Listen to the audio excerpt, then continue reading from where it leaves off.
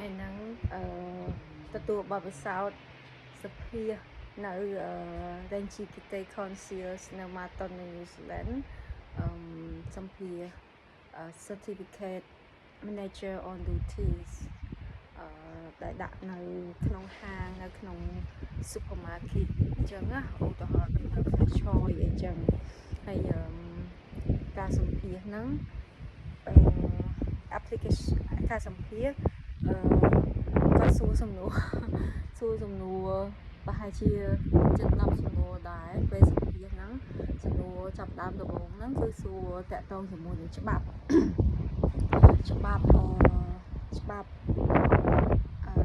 they have to sell and supply alcohol X 20 and 12 របស់ New Zealand ហ្នឹងជាច្បាប់មានន័យ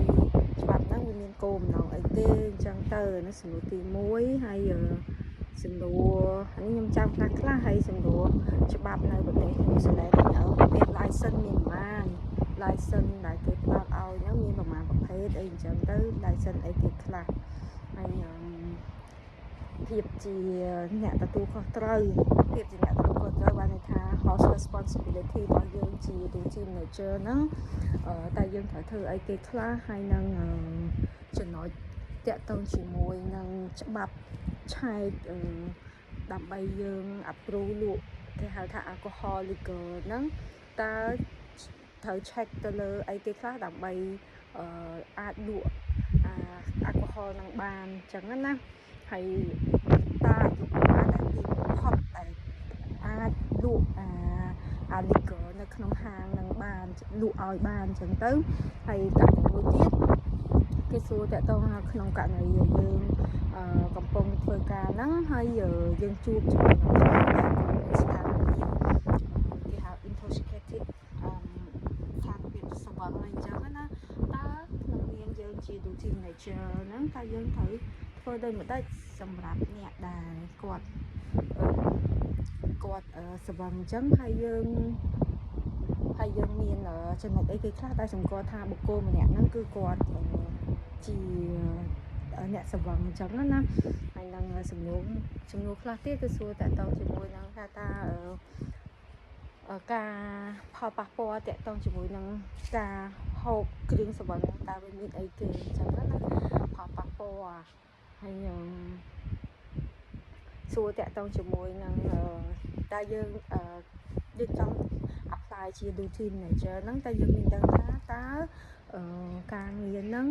ពេលដែលយើងបានន័យថាយើងបើសិនជាយើង